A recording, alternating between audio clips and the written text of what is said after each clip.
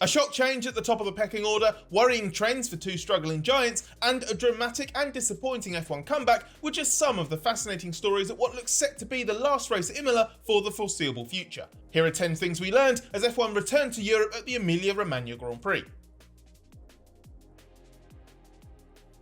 Roles were reversed at Imola as on a hot day where good tyre management was the key to victory, Red Bull, not McLaren, proved to be the dominant force, 2 weeks after McLaren had been in a class of its own in apparently similar circumstances in Miami. McLaren said it was surprised its rival had been so quick, and it was adamant Red Bull had made a step forward. On the flip side, Red Bull was convinced there had been nothing dramatic changed on its car, and instead it was McLaren that had dropped back.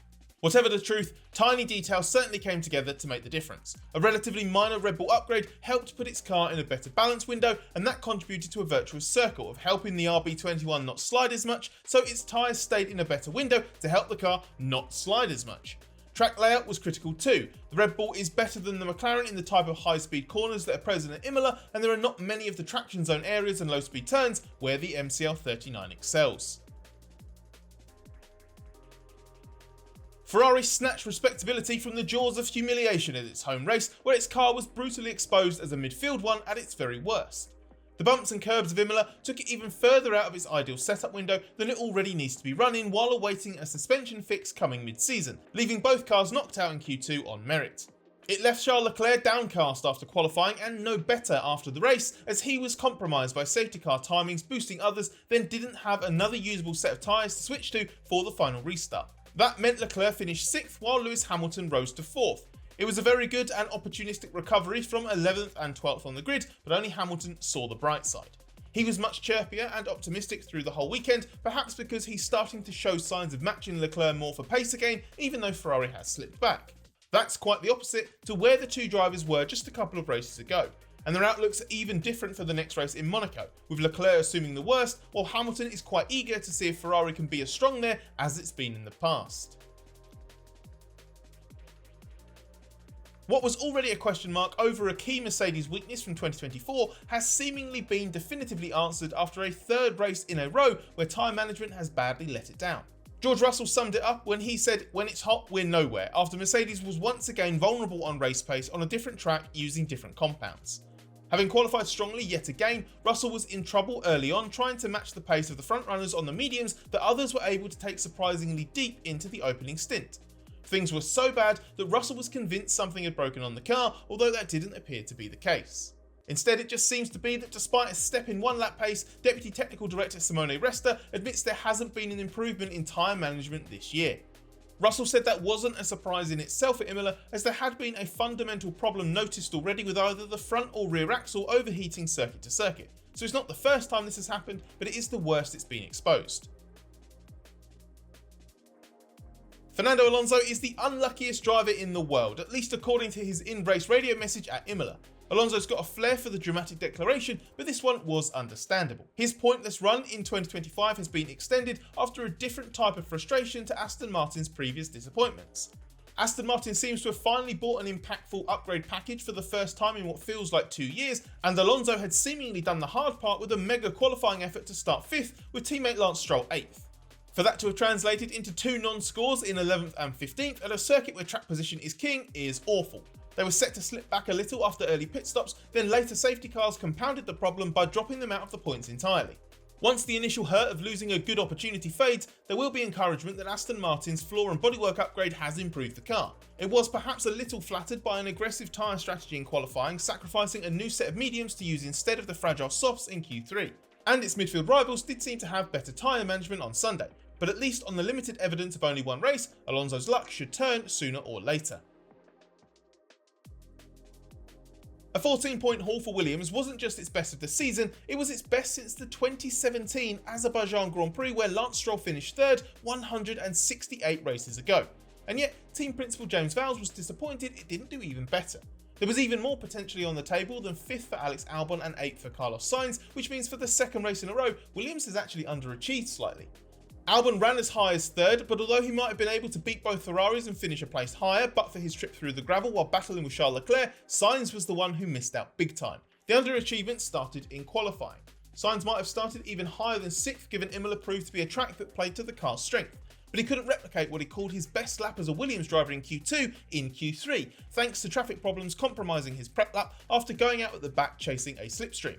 Still, he and Albon ran 6th and 7th early on, only for Sainz to be called in for an early stop on lap 11. That surprised him so much, Sainz was tempted to disobey the order.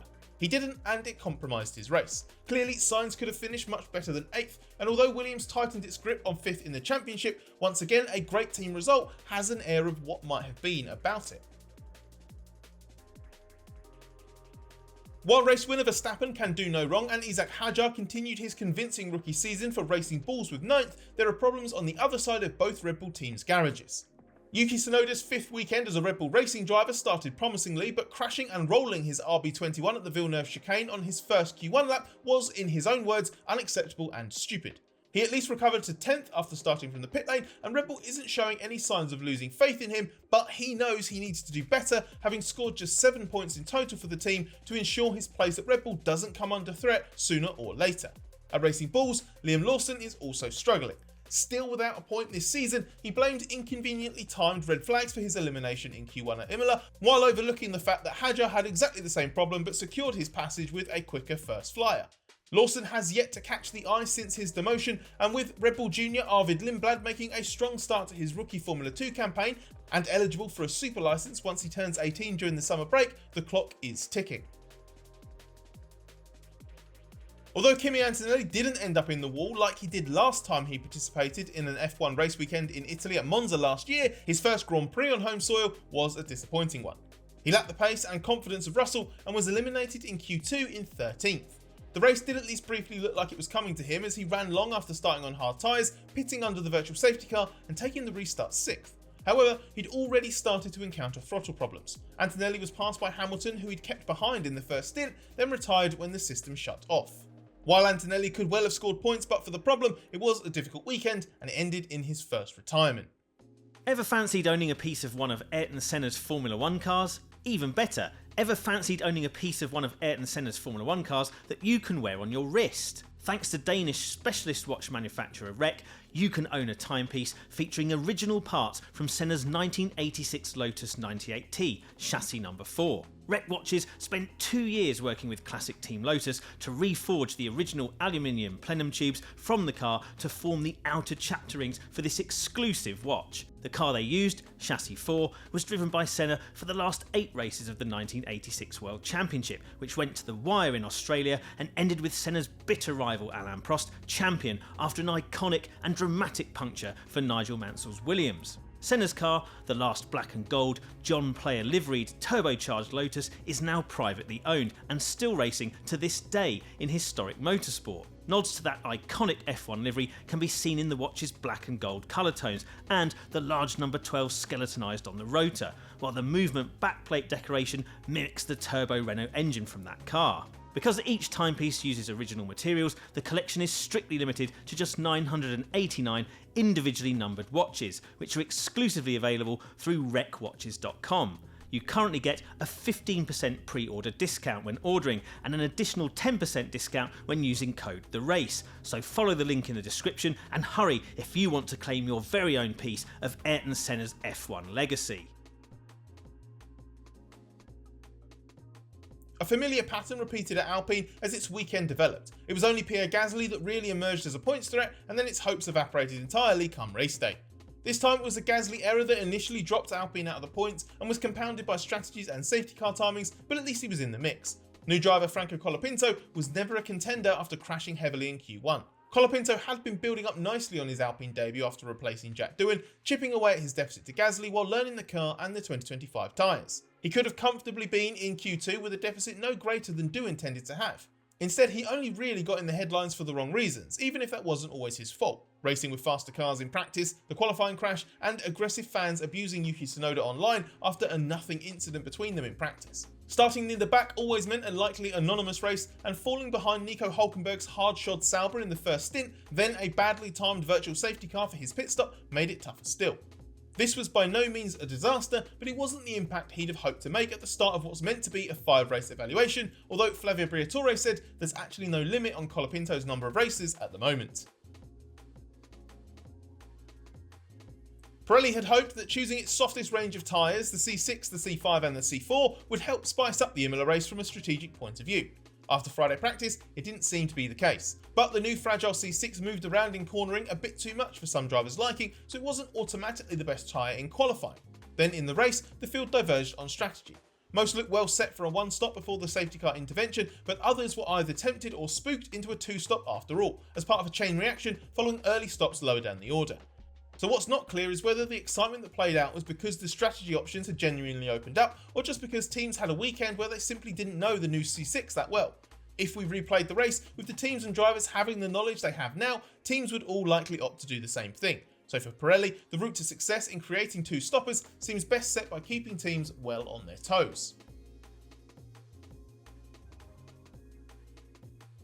This was effectively F1's goodbye to Imola. There was no final word from F1 bosses about the future of the Grand Prix, but it was accepted in the paddock that the event will drop off the calendar in 2026. The surge of interest in other venues around the world and their commitment to deliver lots of corporate guests and spacious facilities mean that old school venues like Imola are being outgrown by modern F1. It's a shame because there's not only a charm to such a historic circuit, but its track has gradually proved to be a decent enough fit for the current generation of cars, even though it's a bit too small for them. Helped by tyre choices, this weekend we saw plenty of overtaking, some aggressive passes, and certainly more action than some other venues F1 goes to. Maybe it's not the definitive end though. Imola looked dead in the water the last time F1 left and managed to find a way back, so never say never to that happening again.